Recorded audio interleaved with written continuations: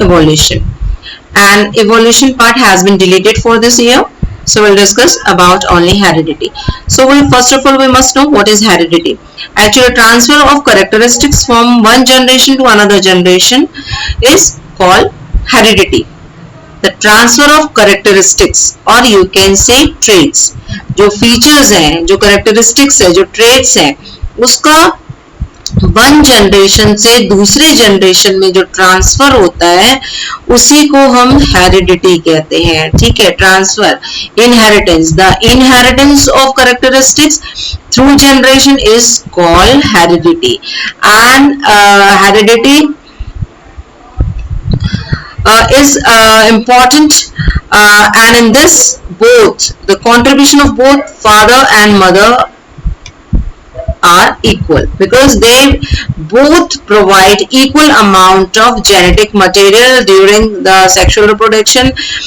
Meiosis takes place and gamete formation, and in gamete formation the number of chromosomes becomes half. These cells are called haploid, and when zygote is formed the number of chromosomes becomes again doubled. So as the parents have the same number of the chromosomes, and all these chromosomes have the genetic material which carries genes for a trait, are always in pair. Why it is in pair? Because one comes from mother and one comes from father. So the genes for every trait or characteristics remains in pair. It isn't always in pair, हमेशा pair में होता है. और इसको हम, ये जो branch है जिसमें कि हम हेरिडिटी की डिस्कस करते हैं, we call it genetics. और फादर ऑफ जेनेटिक्स और heredity is Gregor John Mendel. He was monk in a monastery, और ये साइंस और मैथ्स के स्टूडेंट थे, लेकिन क्योंकि जो टीचिंग सर्टिफिकेट के एक एग्जाम में सक्सेस न होने के कारण ये अपने मोनास्ट्री में वापस आकर इन्होंने पी प्लांट पे अपनी रिसर्च की. ठीक है, he chose pea plant and the scientific name of this Pisum sativum.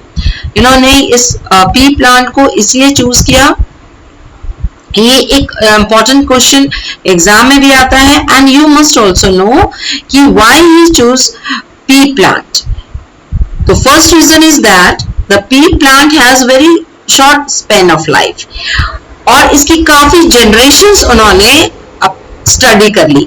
अगर उन्होंने पी प्लांट की जगह कोई मैमल लाइक डॉग या ह्यूमन बीइंग को लिया होता तो वो अपने पूरे लाइफ में सिर्फ 3 या 4 जनरेशंस को स्टडी कर पाते, लेकिन उन्होंने पी प्लांट लिया, so he could study about number of generations. उन्होंने काफी जनरेशन इसमें स्टडी करके कंक्लूजन निकाला, जिसे हम देखेंगे, और हम लॉ ऑफ इनहेरिटेंस उसको कहते हैं.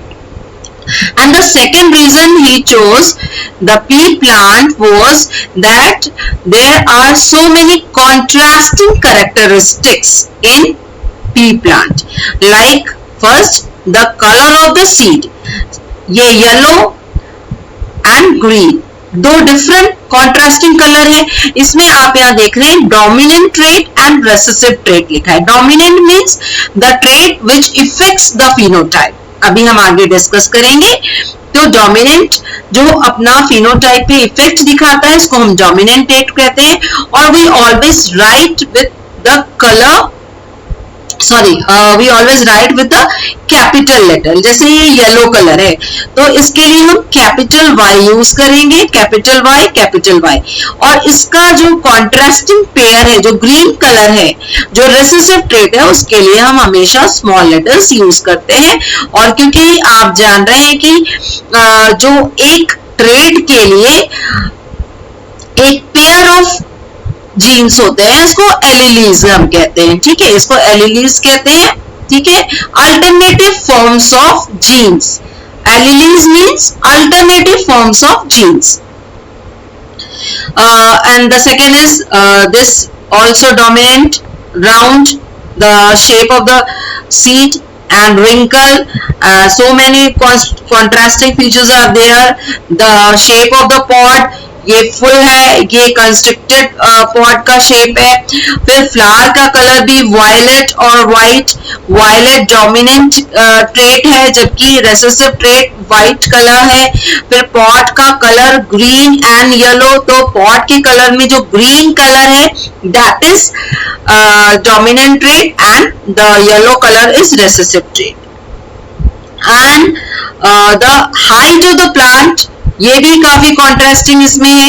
एक टॉल प्लांट है तो जो टॉल है ये डोमिनेंट ट्रेट है तो उसको हम कैपिटल टी से डिनोट करेंगे। एंड इसका जो रेसेसिव ट्रेट है, जो डॉर्फ प्लांट है या शॉर्ट प्लांट है, उसको हम एस नहीं लिखेंगे, we will write the small T.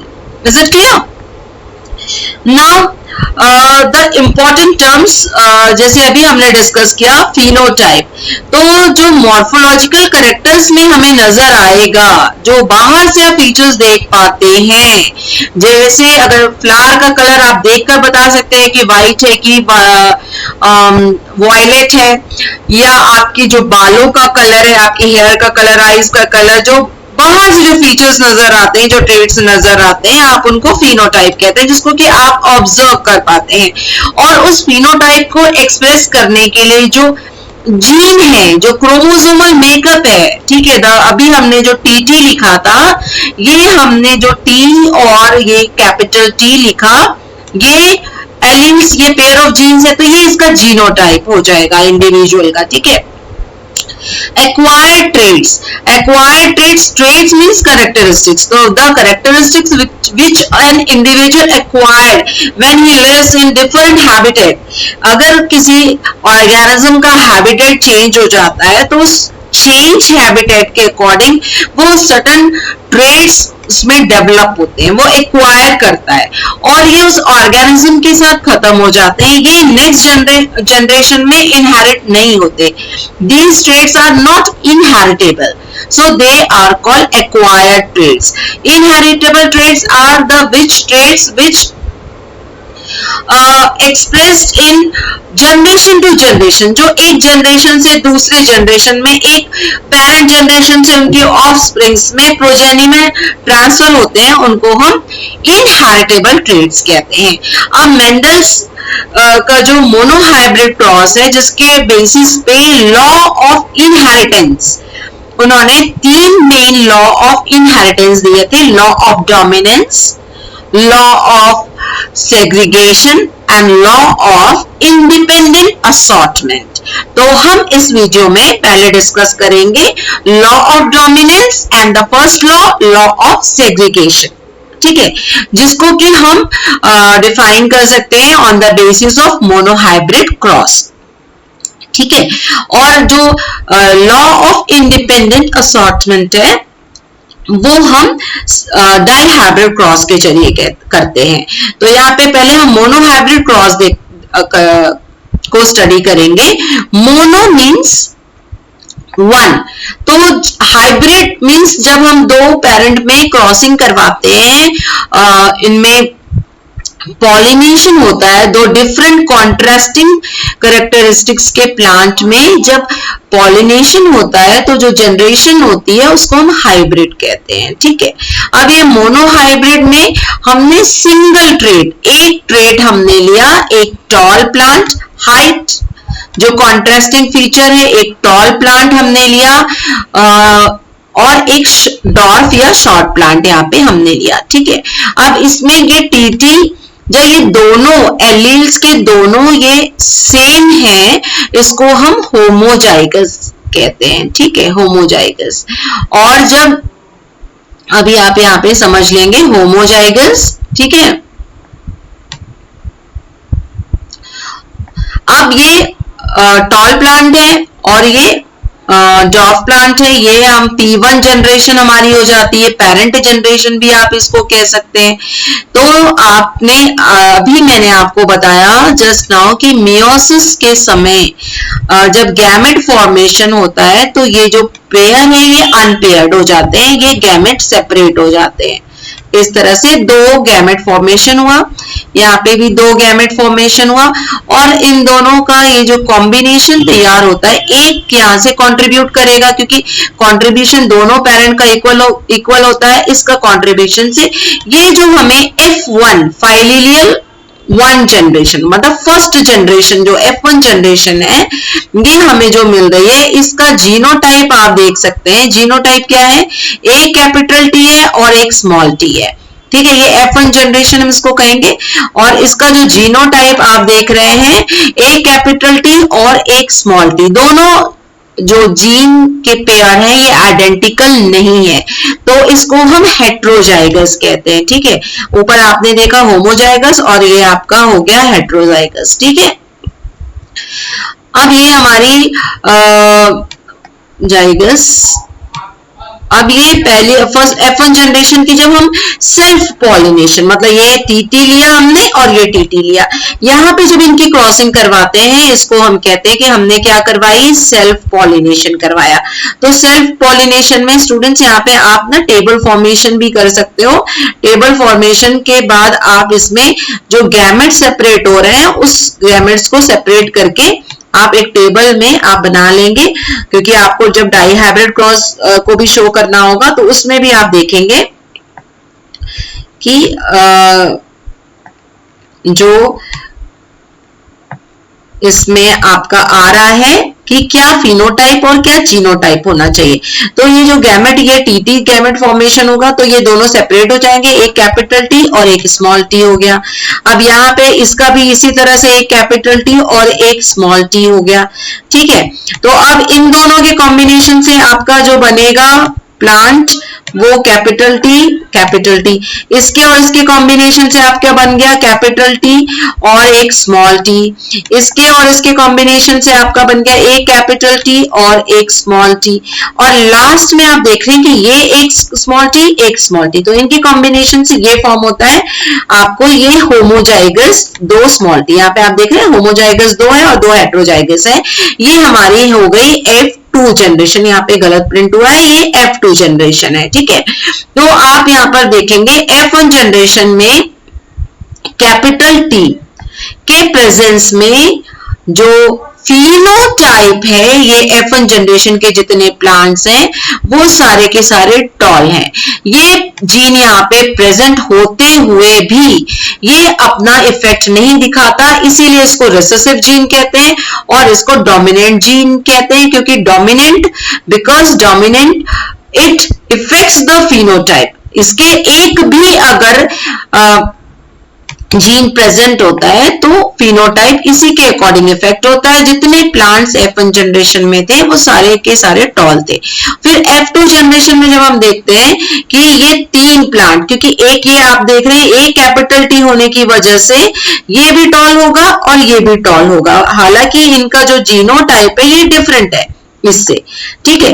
तो तीन आपके टॉल प्लांट हो गए, 3 टॉल प्लांट एंड 1 डॉफ प्लांट।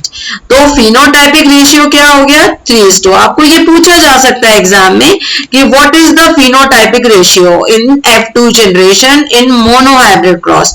तो you can write easily from this cross कि जब F2 जनरेशन में हम देखते हैं कि जो फिनोटाइप है वो 3:1 है। And what about the genotype, आप यहाँ पे जीनोटाइप देखेंगे तो ये 1 है होमोजाइगस, फिर ये दोनों आप देख रहे हैं ये 2 है, 1:2:1। तो ये आपका मोनोहाइब्रिड क्रॉस में जीनोटाइप और फिनोटाइप दोनों हो गया। फिनोटाइप हो गया 3:1 और जीनोटाइप 1:2:1। तो अब इसी को यहाँ पर आप अब जो जो मेंडल के लॉ ऑफ डोमिनेंस है वो समझ सकते हैं। तो लॉ ऑफ डोमिनेंस ये कहता है कि एक डोमिनेंट एलीली के प्रेजेंस में रेसेसिव एलीली अपना इफेक्ट नहीं दिखाता है। फिनोटाइप जो है वो डिपेंड करता है डोमिनेंट एलीली पर। This is law of dominance and we know that कि for gamete formation the gene segregates, they separate, and one gene comes from one parent and another from another parent, ये segregate हो गए और ये एक दूसरे से फ्यूज नहीं होते, ठीक है। यहाँ पे जो रेसेसिव एलीली प्रेजेंट है पर ये इसमें फ्यूज नहीं हो रहा है, ये आपको F2 जनरेशन में अपीयर हो जा रहा है, ये डॉग प्लांट हमें मिल रहा है। This is because of law of segregation. तो लॉ ऑफ सेग्रीगेशन कहता है कि जो गैमेट फॉर्मेशन के समय ये जो एलिलीज हैं ये सेपरेट हो जाते हैं, सेग्रीगेट हो जाते हैं। Now will discuss the law of independent assortment and dihybrid cross in next video. Thank you.